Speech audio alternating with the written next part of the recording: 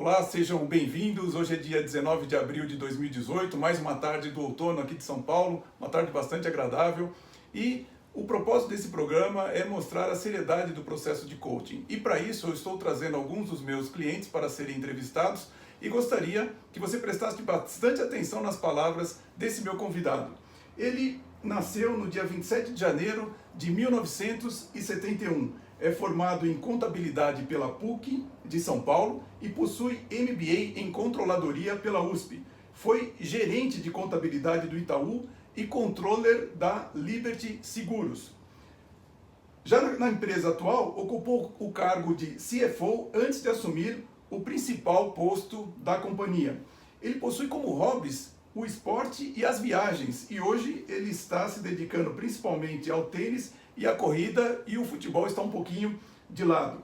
Como lema, ele cita aliás, a gente tem de arriscar sempre e tem que sempre pensar fora da caixa. E com certeza ele é uma pessoa que pensa fora da caixa. O líder transformador tem o privilégio de receber o presidente da Manpower do Brasil, Nilson Pereira. Nilson, seja bem-vindo. Obrigado pelo convite, Silvio. É uma honra estar aqui, né? Poder ter a oportunidade de ter esse espaço para falar um pouco, né? E ter a chance de explorar um pouco as nossas experiências, e é sempre um momento de aprender. A honra é minha, muito obrigado. Ô Nilson, onde você nasceu? Nasci em São Paulo, eu sempre morei em São Paulo, já tive a oportunidade de viajar muito por negócio, a trabalho, mas a minha terra, minha cidade é São Paulo. Cidade é São Paulo. E me diz uma coisa, como que chamam seus pais? Como que eles influenciaram você? O meu pai chama Nelson, até por isso meu nome é Nilson. Ah, é isso? Por isso. Já é falecido, já tem 2 anos. Minha mãe chama Helena, hoje ela reside em Caraguatatuba, leva uma vida mais tranquila. Meu pai sempre trabalhou em indústria como auxiliar de produção, e nos últimos tempos ele teve a oportunidade de trabalhar para uma família onde ele ajudava a gerenciar os bens dessa família. Ah, ele trabalhou até o final da vida? Basicamente, né? Nos últimos anos que já teve uma dificuldade, e a própria família também, as pessoas foram falecendo. Entendi. E aí ele se aposentou e foi morar com a minha mãe em Caraguatatuba. Poxa, mas nada mal, hein? Minha mãe foi sempre dona de casa, mas também tinha uma atividade paralela que era a costureira, né? Ah, olha só. Era uma forma também de ajudar a renda, a melhorar a renda da família. E ela se dedicou muito à costura. Me conta uma coisa, onde você passou a sua infância? Foi aqui em São Paulo também? Não. Sim, sempre São Paulo, sempre São Paulo. Entendi. Dilson, me diz uma coisa, o que fez você estudar contabilidade? Então, eu comecei a trabalhar muito jovem, né? Eu comecei a trabalhar com 13 anos e onde eu trabalhava na área de contabilidade de uma empresa. E eu via que eu tinha facilidade, eu via que aquilo realmente me atraía. E era uma forma já de começar a ter um contato com tudo que a empresa fazia. Então eu via na contabilidade uma forma de você entender o negócio, entender a empresa. Então aquilo me chamou a atenção. Já com essa idade você percebia isso? Você via como que a empresa funcionava e te interessava isso? Sempre me interessei, né? Assim, na época era uma empresa que produzia nylon, era uma indústria, né? Nem sei se ela existe ainda. Mas assim, o que mais me atraía não era a contabilidade em si, mas o que se fazia, como se produzia, a cadeia produtiva, relacionamento com o cliente. E de alguma forma a contabilidade proporciona isso, né? Você tem contato com diversas áreas.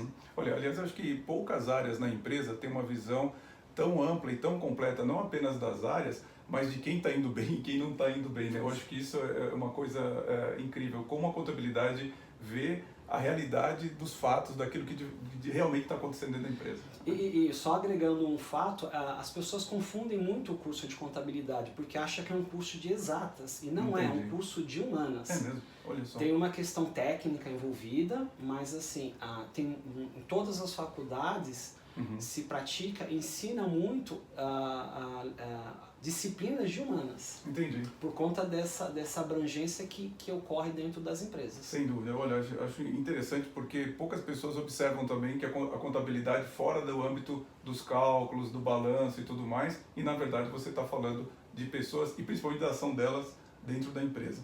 Uma coisa que eu percebi na sua carreira é que você fez uma evolução bastante consistente, mas você teve poucas empresas, quer dizer, eu fiquei com a sensação de que você fez uma carreira longa em cada empresa que você passou. Isso foi planejado ou simplesmente aconteceu? Você acha importante a pessoa ficar um longo tempo na empresa? É um misto das duas coisas, né? Claro que eu sempre tive um objetivo, eu sempre tive não uma carreira planejada, mas a gente sempre tem que buscar uma ascensão dentro das empresas. Certo. Né? Eu acho que dessas empresas que eu passei, além de ser empresas grandes, empresas que têm conceitos éticos muito fortes, são empresas que proporcionam um crescimento, e eu tive esse crescimento dessas empresas. Aconteceu, né? de fato. Então, assim, de tempos em tempos eu tinha ou uma promoção ou uma oportunidade de participar de um projeto. Então, assim, sempre que eu tive dentro das empresas, eu tive um envolvimento com o negócio da empresa. Né? Entendi. E essas mudanças, elas ocorreram sempre por minha vontade. Né? Então, chegava um determinado momento, não por questões de ano de empresa, mas por questões mesmo de objetivo de carreira. Né? Chegava um determinado ponto que eu percebia que eu já não ia ter um crescimento, que eu não ia ter outras oportunidades, ou que as oportunidades fora daquela empresa poderiam ser mais rápidas. Então, aí que eu acho que houve sim um planejamento. Né? Entendi, Cada troca de emprego foi planejada. Entendi. E eu acho que essa experiência que ele está compartilhando conosco, ela tem a importância de você não se prender tanto a fórmulas. Porque muitas vezes eu sinto uma necessidade do profissional saber se o certo é ficar muito tempo em uma empresa ou pouco tempo numa empresa. Depende do contexto. Quer dizer, se você está numa empresa, está evoluindo, por que não ficar 5, 10 anos dentro de uma empresa? Às vezes isso faz sentido. Às vezes, em 3 anos, surge uma oportunidade melhor, ou a empresa não tem mais o que oferecer e você muda. Então é mais importante o contexto do que propriamente o número absoluto de anos. E um dado curioso, sempre se fala de carreiras, né? Sim. Acho que a lição que eu tive é assim, eu administrei a minha carreira. Eu nunca esperei pela empresa fazer algo por mim. Perfeito. Claro que a empresa busca sim fazer algo pelos profissionais, mas assim, aquilo que eu falei, a parte planejada foi respeitando todas essas empresas que eu passei, mas chega um determinado ponto que você vê que o crescimento ele acaba sendo mais lento, ou você, acima de você também tem profissionais qualificados e que pretendem ficar na empresa. Então é um momento de você planejar a carreira, pode ser que em determinado ponto aquela empresa que você está faz sentido, uma mudança também possa fazer sentido. De novo, né, algo que eu vejo muitos profissionais cobrarem das empresas o plano de carreira. E quem tem que gerir, de fato, em primeiro, o profissional. Até porque, se você observar, recentemente nos Estados Unidos, a empresa Toys R Us foi à falência. Quer dizer, o que aconteceu com a carreira da pessoa que estava lá naquela empresa? Se ela não soube administrar a sua carreira, hoje ela está em sérios problemas. Nilson, o que é o grupo Manpower? O Grupo Manpower é uma empresa de soluções de recursos humanos. A gente está hoje em 80 países, é um dos líderes globais nessa área. Né? E o que a gente tenta hoje é oferecer soluções para as empresas, principalmente no momento de muita mudança. Né? No momento que a tecnologia ela influencia fortemente nos negócios, influencia fortemente no ciclo de negócio das empresas, mas acima de tudo, o ser humano, a força do trabalho, ela ainda é fundamental. Então hoje o nosso desafio é ajudar as empresas a entender essas transformações e na parte de recursos humanos a gente prover soluções para que as empresas possam crescer mais rapidamente. Inclusive eu vejo que muitas empresas botam uma fé exagerada na tecnologia e nos processos, sendo que a tecnologia ela nunca vai conseguir lidar com os acidentes. Quem faz isso é o ser humano. Então ele é cada vez mais imprescindível até pelo gigantismo das operações. Queria que você falasse um pouquinho que há 2 anos você teve um grande desafio. Que desafio foi esse? Como que você lidou com ele? Acho que você está se referindo às Olimpíadas. Exatamente, às Olimpíadas. Diga, bom, o que vocês fizeram na Olimpíada? Olha, preste atenção nessa história. Bom, a questão da Olimpíada, primeiro que a gente foi um fornecedor oficial, o Manpower Group foi um fornecedor oficial. Sim. E a gente teve a incumbência de selecionar e recrutar e trabalhar com um contingente de 15 mil pessoas. Em quanto tempo, Zé? Eles tiveram que contratar e trabalhar com 15 mil pessoas. Em quanto tempo você teve que fazer esse trabalho? Bom, a maioria dessas pessoas, o contrato de trabalho foi praticamente 1 mês. Teve algum grupos de pessoas que iniciaram antes, né? Entendi. mas o projeto em si envolveu um planejamento muito grande. É isso que eu queria que você falasse. Como foi isso? Foi mais de um ano de antecedência que a gente se preparou, né? Por conta dos perfis, porque quando você contrata, você tem as mais diversas funções para fazer uma Olimpíada acontecer. Então, foi desde a contratação de um padre, um chefe de cozinha... Um padre foi contratado? Um padre também, porque dentro da Vila Olímpica existe um centro ecumênico e alguém precisava administrar esse centro ecumênico. Pensa que foram mais de centenas de nações, com diferentes culturas, com diferentes religiões. Então, assim, não só pelo volume, mas pelo perfil, pelo desafio de encontrar essas pessoas, né? E também era um desafio para fazer sentido para as pessoas trabalharem, porque às vezes era um contrato de trabalho por 30 dias, 20 dias, e assim, fazer a pessoa se engajar com aquela causa. E a Olimpíada, ela só acontece uma vez. Então, assim, era todos os dias uma transformação, uma reinvenção. Entendi. Então, assim, não teve 2 dias iguais, não houve planejamento, quer dizer, tudo que se planejou não acontecia. É mesmo? Então, o planejamento era quase que diário, né?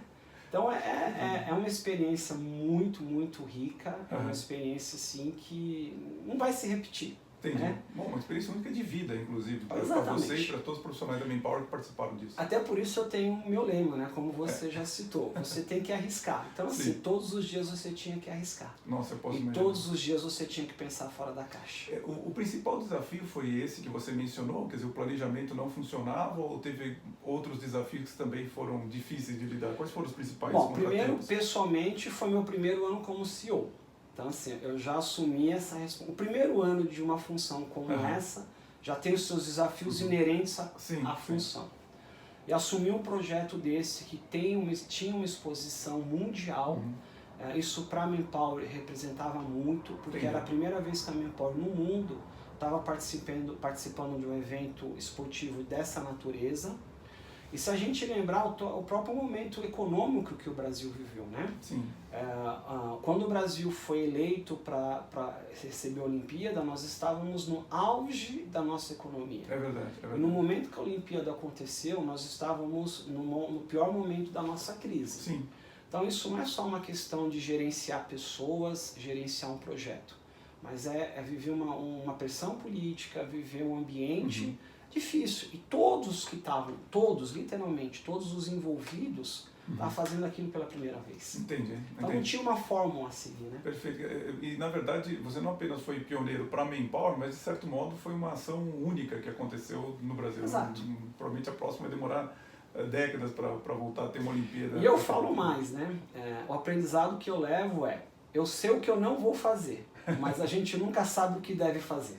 Eu imagino como deve ser assim, as ações ocorrem de acordo com os eventos e, como você falou, mesmo tendo planejado, aconteceu tanta coisa inesperada que não foi possível seguir o planejamento. Exatamente. E parabéns, porque no frigir dos ovos deu certo os Jogos Olímpicos, pelo menos no que diz respeito à execução. Tenho certeza disso. E aí tem um ponto fundamental, ele falando de planejamento, né? No ano passado, quando nós conversávamos, você dizia que haveria uma queda no nível do emprego do Brasil devido às mudanças trabalhistas, né? Apesar de que você analisava que as mudanças eram boas. Como é que você chegou à conclusão de que, de fato, o nível de emprego iria cair? E, assim, eu observei isso, todos nós observamos isso, você falou antes de acontecer. Como que você tinha chegado a essa conclusão, Nilson? O que acontece aqui no Brasil é assim, a gente tem na questão trabalhista ainda muita judicialização. Certo. Né? Tem muito envolvimento do judiciário. Entendi. Óbvio que essa lei que entrou, que foram 2 leis basicamente, uma lei da terceirização e depois da reforma trabalhista que entrou em novembro, ela traz sim melhoras, ela traz uma modernização que é necessária para as empresas, para o mundo do trabalho, mas é muita novidade. Então, assim, são coisas que demandam muito estudo por parte das empresas. Entendi. E não vou entrar na questão da insegurança jurídica, que também ela existe ainda. Né? Então, assim, são mudanças que exigem muito estudo por parte das empresas, porque são muitas novidades. Por outro lado também, se a gente for ver o mercado de trabalho, o ano passado a gente estava vivendo uma crise. Então, efetivamente, a prioridade das empresas, dos RHs das empresas, era manter o seu negócio. Então não tem como as empresas lidar com dois elementos ao mesmo tempo. Perfeito, né? Perfeito. Agora eu tenho certeza de que a médio e a longo prazo essas mudanças sim podem representar melhora nas condições de trabalho, podem representar aumento na quantidade de emprego e pode transformar o Brasil muito mais competitivo. Mas no curto prazo, no momento econômico que a gente vive, né? E pela complexidade das mudanças, e até mesmo por uma questão da gente depender ainda de uma segurança jurídica, isso vai demorar um pouco ainda. E aí eu queria conectar, para quem está nos assistindo, os dois assuntos. Né? Quando nós dizemos que você tem que ser o principal gestor da sua própria carreira, é exatamente por conta do que o Nilson disse. Quer dizer, se a empresa está em uma luta de vida ou morte pela sua própria sobrevivência, querer que ela sobreviva e ainda dê um plano de carreira para você estruturado, organizado, é pedir simplesmente o impossível, porque ela está salvando a si mesma. Então essa conexão da realidade com a sua carreira é importante para que você possa geri-la. Diante de tudo isso que você falou, qual que é a sua expectativa, a sua perspectiva de emprego para o Brasil nesse ano e no ano que vem? Você tem alguma ideia, já que você fez essa análise tão acertada no ano passado? Como que você vê 2018 e 2019? Bom, na própria Manpower a gente produz uma pesquisa nesse sentido. Você tem uma pesquisa disso? Sim, existe, né? Uma pesquisa trimestral, e essa pesquisa ela é voltada para os empregadores. Entendi. Então hoje a gente entrevista por volta de 850 empresas, de diversos portes, né? E faz mais ou menos um ano, tem um sinalizador positivo ou negativo. O positivo significa que mais empresas vão contratar do que empresas que vão demitir. Entendi. Tá? É um indicador muito simples. Entendi. Então, um indicador positivo, mais empresas querem contratar. E como que ele está? E faz mais de um ano que esse indicador está positivo. Ele está positivo. E vendo uma tendência de melhora. Hoje, o último dado, ele está 9% positivo. 9%. A questão toda é, olhando por esse número, você tem uma perspectiva boa. Mas acontece que 72% das empresas são neutras. Quer dizer, mais de 2/3 hoje das empresas não tem uma resposta se ela vai contratar ou não vai contratar. Entendi. Porque a gente ainda depende de uma definição no quadro político, de um quadro econômico. Né? Eu acho que a partir do momento que tiver uma clareza, as empresas estão aptas a investir. De uma forma geral, as empresas, principalmente as multinacionais, dependem muito do Brasil. Hoje o Brasil ainda é um mercado promissor, ainda é um mercado que as empresas querem investir. Esse investimento ele não está acontecendo por conta de toda essa série de definições que a gente tem. Né? Até mesmo o cenário externo hoje a gente já vive um momento de incerteza. É verdade, é verdade. Mas olhando o dado mais concreto, existe sim a intenção das empresas, mas a gente ainda não consegue ver isso na prática. Claro. Haja visto a taxa de desemprego que ela não melhora. Continua alta, 13 milhões de pessoas ao redor Exatamente. disso. Né? É uma taxa muito alta. E até olhando um dado macroeconômico, né, do PIB, embora a gente já está com um PIB positivo, ele é um PIB desbalanceado. Então você ainda tem setores que ainda não reagiram. Então não me parece que é um cenário favorável ao investimento de curto prazo. Entendi. Né? Então a gente ainda precisa passar por essa fase. Os empresários precisam readquirir a confiança de cenário. Aí eu tenho certeza de que a gente vai voltar a ter um crescimento. Eu acho que principalmente, embora o meu canal seja voltado já para os executivos, mas você que é um pouco mais novo, que está entrando na carreira executiva, procure observar o que está acontecendo na política, as decisões que são tomadas e que afetam a economia. Observe o que vai pelo mundo, porque o seu futuro depende das leis que são aprovadas, depende das ações desses políticos, depende do que acontece lá fora. Se você não estiver prestando atenção nisso, ou tiver ideias erradas a respeito do que está acontecendo, você às vezes um simples voto equivocado pode estar causando a ruína da sua carreira no futuro. Se você me permite, falando um pouco de carreira e esse cenário de desemprego, tem um outro dado muito interessante. Né? Existem muitos empregos. Existem muitos empregos? Muitas vagas de emprego. Aonde? Então, são áreas específicas. O que acontece hoje também no Brasil, a gente tem um fenômeno da escassez de talentos, tá? Por conta da tecnologia, as funções estão mudando e as necessidades das empresas estão mudando. Então, assim, as pessoas têm que se capacitar e têm que entender qual é essa tendência e quais são essas carreiras hoje que as empresas buscam, tá? A nossa base universitária, ela não forma mais os profissionais que as empresas precisam. Entendi. Tá? Então é bem curioso isso. Ao mesmo tempo que a gente, infelizmente, tem um contingente de pessoas procurando emprego, as empresas continuam buscando profissionais qualificados. E assim, por isso que eu falo de carreira. É importante as pessoas fazerem as suas opções de carreira. Não só na formação, mas também na atitude. Sem dúvida. Tá? Daqui para frente, as empresas sabem que vão ter que preparar esse profissional, sabem que vão ter que treinar esse profissional.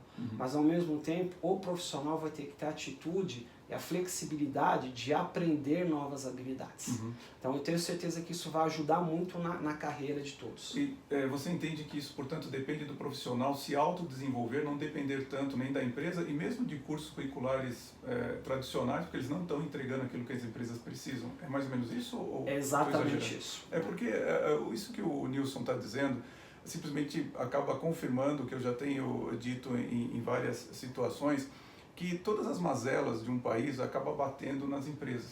Então, assim, se você tem escolas formando maus profissionais, famílias que não educam as pessoas para ter um bom comportamento, universidades que não formam profissionais capacitados para trabalhar, quer dizer, a empresa tem a possibilidade, como fala, o emprego ali para a pessoa, mas não tem quem possa suprir, e a pessoa está formada. Então, é o momento de nós cobrarmos muito mais as faculdades, universidades e as famílias que precisam formar melhores profissionais para as empresas. Eu queria saber como é que está a Manpower hoje e qual que é a perspectiva da empresa para o futuro. Como que está a Manpower? Qual é a perspectiva dela? Bom, o ano passado a gente cresceu 15%. 15%? 15%. E esse ano a gente já está crescendo por volta de 25% em relação ao ano anterior. É mesmo? Né? Por que disso? Acho que tem várias causas. Né? Primeiro, faz parte de uma estratégia nossa aqui do Brasil, de a gente realmente trabalhar alguns de uma forma muito focada no cliente e seguir essa tendência mundial da Manpower, que é uma solução de recursos humanos. Entendi. A gente está próximo do nosso cliente em relação a isso. Existe uma pequena melhoria do mercado e a gente conseguiu, como eu falei, existe um desbalanceamento do PIB, mas tem setores que estão crescendo bastante. Você pode mencionar algum para nós? Aqui? O ano passado, por exemplo, foi o ano da agroindústria. Um negócio. A gente não pode negar isso. É verdade, né? é verdade. Já no segundo semestre foi o setor ligado à exportação e ao setor automobilístico. Entendi. O exemplo. automobilístico retomou.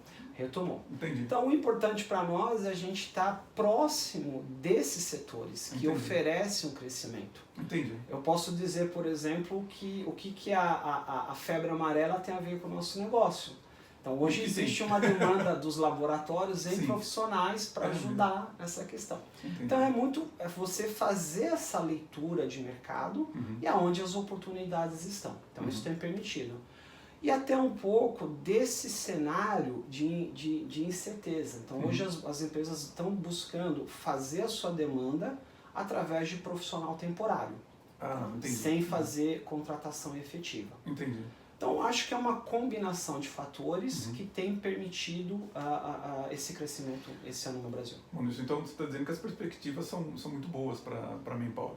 Sem dúvida, a gente vê com muito otimismo, pelo menos dentro do nosso setor.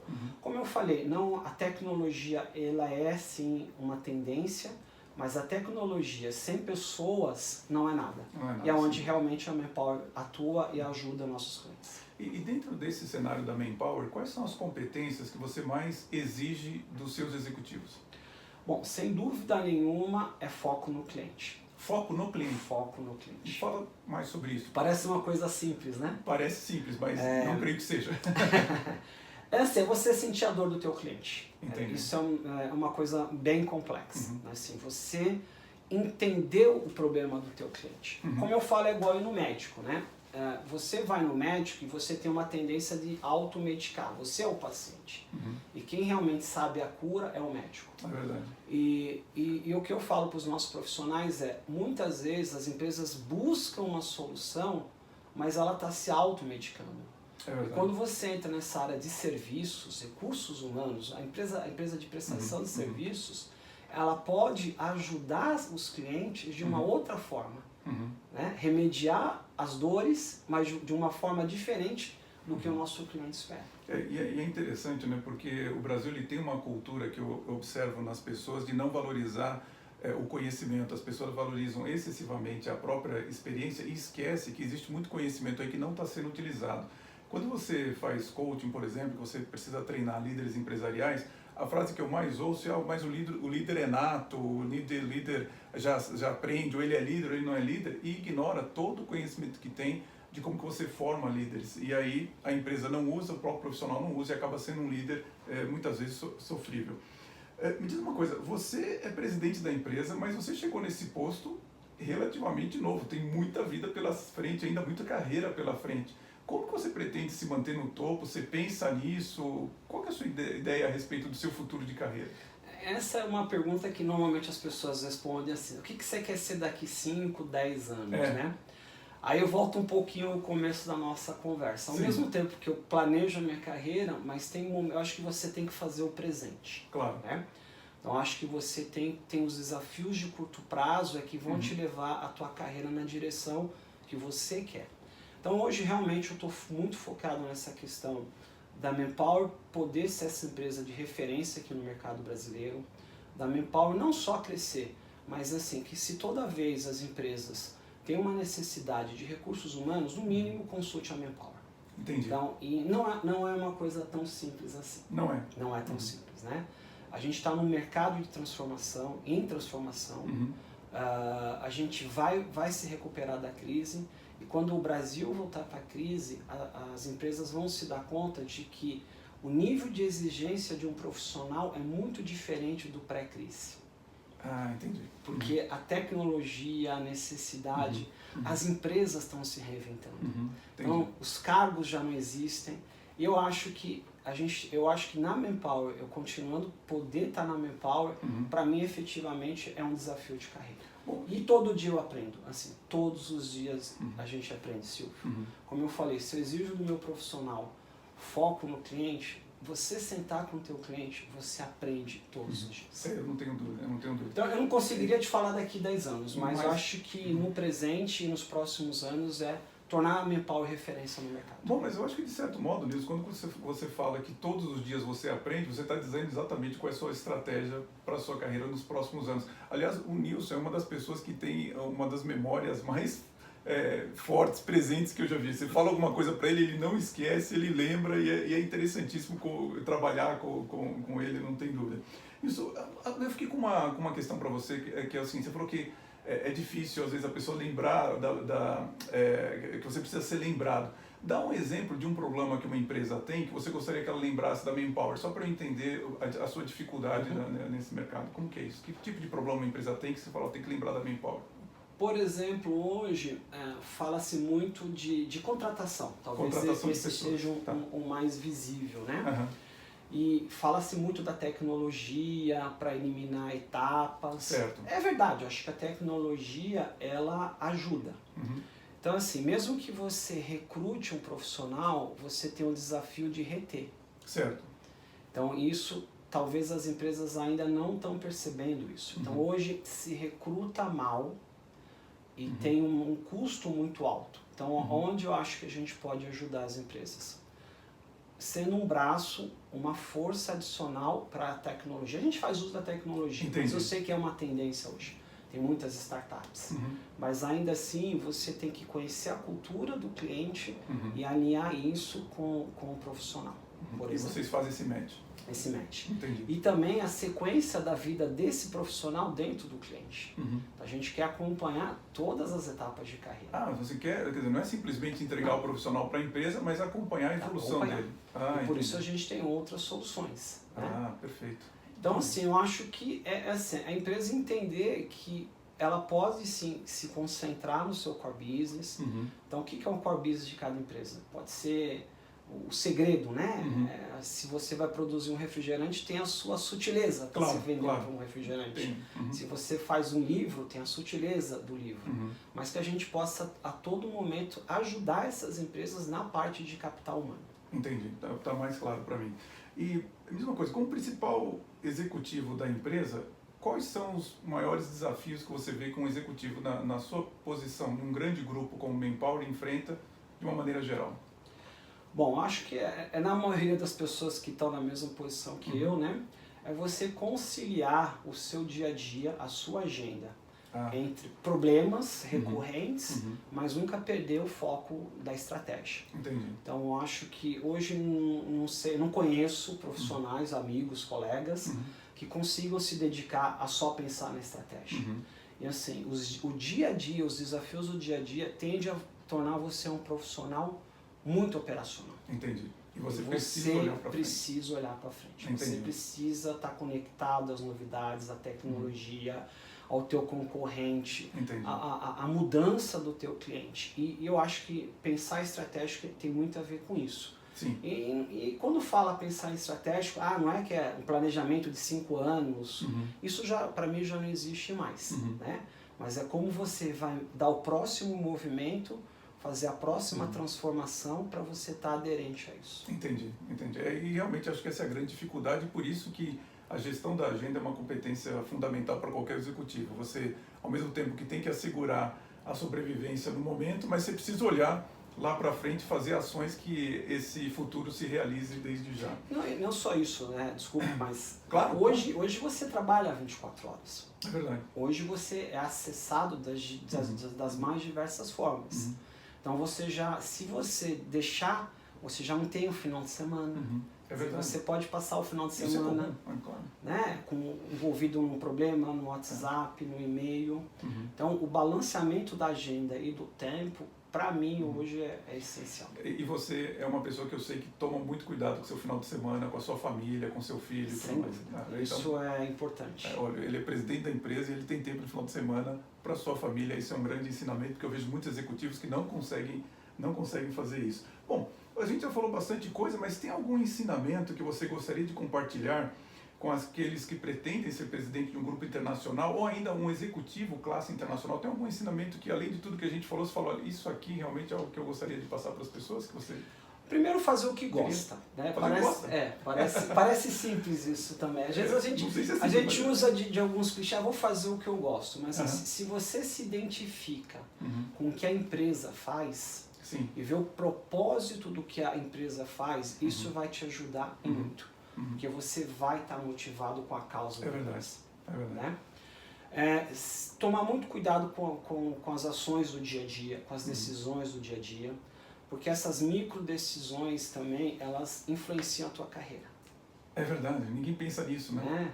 Então as pessoas se preocupam muito com a imagem, com uma palestra, mas assim, a sua reputação ela é feita através do seu exemplo, da sua prática. Né? Então, eu acho que esse é o grande conselho. Olha, Nilson, eu acho assim, incrível isso que você está compartilhando pelo seguinte, eu tenho me preocupado muito com o que eu chamo de executivos de palco. Hoje as pessoas usam a expressão de empreendedorismo de palco, mas eu digo, olha, tem muito executivo que faz um teatro muito bom na frente de uma reunião ou em cima de um palco fazendo uma apresentação, mas as ações dele no dia a dia não têm integridade nenhuma com aquilo que ele revelou na presença do presidente ou para um público. Então tome muito cuidado com isso, porque de fato essas microações, como você bem descreveu, são mais relevantes do que aquilo que você simplesmente procura demonstrar para as pessoas, porque elas são consistentes, é o que você faz e não apenas o que você fala. E aquilo reflete no teu time também. Se você não tem o teu time, claro, você não vai chegar a lugar nenhum. É a experiência que você provoca no seu time, quer dizer, que é fundamental para eles se sentirem motivados de uma maneira relevante, inspiradora. Então, sem dúvida, olha, excelente você trazer isso para quem está nos assistindo. E um dado curioso, que a tua pergunta foi como que a pessoa ela é promovida a CEO. E isso é bem curioso, porque é diferente um profissional que vem de fora para um cargo de CEO Sim. e um profissional que é promovido dentro da empresa, que foi o meu caso. Quer dizer, se você é promovido, você tem que ter o consenso e apoio das pessoas que estão ali. É verdade. E que já te conhecem. Que já te conhece. E assim, muitas vezes, muito das pessoas que eram teu par, vai passar a ser subordinado. É verdade. E se você não tem consistência naquilo que você faz, você não vai ter sustentação. É porque ele vai conhecer o seu histórico. Então, assim, a preocupação que você tem que ter é ser genuinamente quem você se declara. Se você declara uma coisa e faz outra, ou as suas microações não representam quem de fato você é, você está frito na sua carreira. Excelente. Bom, eu digo isso em todas as entrevistas, sou um grande fã do programa Inside the Actors Studio. Ele é apresentado pelo James Limpton e ao final do programa ele faz algumas perguntas do questionário de Bernard Pivot e eu não poderia perder essa chance de fazer essas perguntas para o Nilson. Nilson, qual é a sua palavra favorita? Família. Família. Isso você não pode abrir mão por nada. Mas eu sei que a gente está palavra, Nilson. Não, a gente está aqui no ambiente corporativo, falando de negócio, mas no final do dia o propósito de tudo é a família. Sem dúvida. E qual é a sua palavra qual é a palavra que você menos gosta, então? Desistir. Desistir. Desistir. Qual é o som ou barulho que você mais gosta? Olha, boa pergunta, o som. Depende do momento, né? Sim. Essa questão de música, de barulho, depende muito o estado de espírito, É verdade. né? Seu. Então eu não saberia te dar essa resposta tão... Gosto muito de música. Música, você gosta de música? Gosto, mas não tem um gênero que eu goste. Assim, eu acho que todo gênero ele te oferece músicas boas. E depende, hoje eu brinco, eu falo que a sua playlist é quase que o seu caderno de segredos, né? Todo mundo sabe, só você sabe o que você coloca na tua playlist, não é isso? É verdade. E eu uso muito a minha playlist para os meus momentos. É verdade. Eu também tenho as minhas playlists que ninguém conhece. Ninguém põe a mão naquilo. Isso é bem interessante. E tem algum barulho ou som que você fala, olha, isso aqui eu não gosto de ouvir, não? Olha, eu gosto de gritar. Gritar. Assim, quando você está num ambiente que as pessoas estão gritando, claro, fora um ambiente festivo. Claro. Mas assim, o tom de voz muito alto em qualquer ambiente me incomoda. Olha, isso nós temos em comum, eu também não suporto pessoa falando alto perto de mim. Nilson, qual que é o seu palavrão predileto? Olha, pode falar, não vai ser censurado. Pode falar, não vai ter dito. Não sei se é um palavrão, mas é uma frase. Sei. Que quando dita, a conversa acaba. Nem fudendo. Se é o teu pai, se é qualquer pessoa te respondeu isso, você acabou a conversa. Muito bom. E que te deixa muito animado?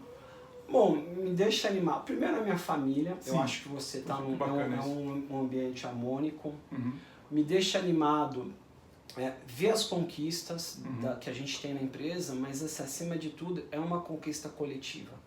Então, quando eu vejo o meu grupo motivado pela causa, isso me deixa animado, né? Isso é muito bacana. Eu acho que você poder assim, se cercar de amigos, assim, você poder ver que o seu ciclo de amizade tem a ver com os seus valores. E do outro lado, o que te desanima? Me desanima nada. Nada te desanima? Olha... Agora você me surpreendeu. Eu evito. É assim, tem coisas de... Você faz escolhas, né? Então tem situações, talvez se você me perguntar o que eu evito, aí sim.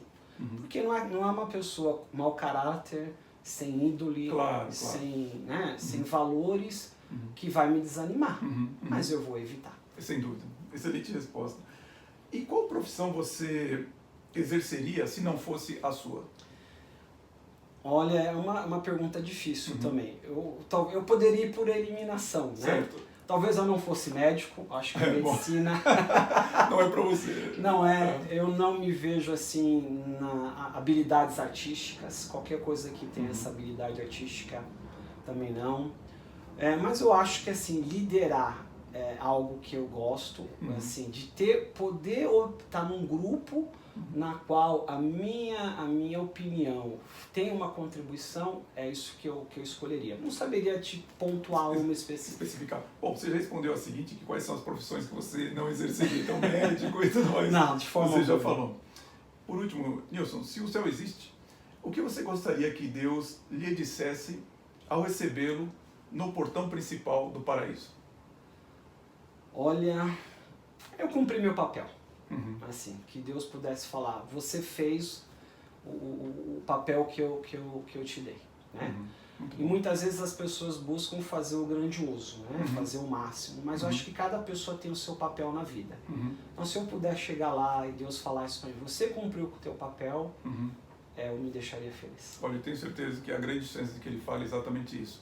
Quando eu convidei o Nilson para essa entrevista, ele falou assim: Silvio, olha, vou ser sincero, aqui eu vou falar o que eu penso. E realmente, como é bom você ouvir um executivo que fala com sinceridade o que pensa. Eu conheço o Nilson já há algum tempo e acho as ideias deles com um pragmatismo muito grande, e acho que isso é devido à sua sinceridade e à sua dedicação. E eu também digo que o coach está para um cliente como o andaime está para uma obra. Ninguém vê um edifício e diz: nossa, que andaime bacana, o bonito que essa obra teve. E do mesmo modo, ser coach do Nilson para mim é uma grande honra, e eu estou muito feliz de recebê-lo aqui no meu programa. Posso só falar uma frase? Você pode falar uma frase, claro. Eu lembro, acho que a primeira sessão de coach que a gente teve, você usou uma expressão que eu carrego isso para sempre. É mesmo? Muitas vezes assim, hoje, para a gente chegar onde a gente está, a maioria de nós profissionais já somos um profissional de alta performance, como você falou. Né? A gente já está aqui porque de alguma coisa a gente construiu, né? Mas a gente sempre precisa melhorar. Então, para mim, as sessões de coach tem sido exatamente isso. Aquele, como você usou, né? Às vezes o velocista ele corre 100 km em 10 segundos. Mas vai fazer a diferença o ponto 1, né? Correr em 9,9. Eu ainda não estou correndo meu 9,9, mas você tem contribuído muito com isso. Muito obrigado. E eu acho que a sessão de coach para mim é exatamente isso. É poder dar uma outra visão, poder realmente me lapidar e me preparar para os desafios do dia a dia. Olha, agora que você falou, que eu lembrei do que você está dizendo, que eu uso muito a analogia de um executivo que está num posto tão elevado quanto o do Nilson com um piloto de Fórmula 1, com esportista de alta performance. E quando você olha um esportista de alta performance, ele não está buscando, por exemplo, na Fórmula 1, chegar 1 minuto atrás, na frente do segundo colocado. Se ele chegar 1 milésimo de segundo, ele é o campeão e o outro chegou em segundo. Só que para você extrair esse milésimo, dá um trabalho danado. E mais uma vez, eu não posso deixar de dizer a admiração que eu tenho pelo Nilson, pelo esforço que ele coloca, pelo seu pragmatismo, e também agradeço muito por sua humildade e mais uma vez por você ter aceitado fazer essa entrevista aqui no meu programa. É uma honra, Silvio. Muito obrigado. E agradeço você também por ter assistido essa entrevista. Nas próximas semanas teremos outras com novos executivos. Um abraço e vamos em frente. Se você achou algo relevante neste vídeo, por favor, deixe um comentário, curta e compartilhe. Obrigado.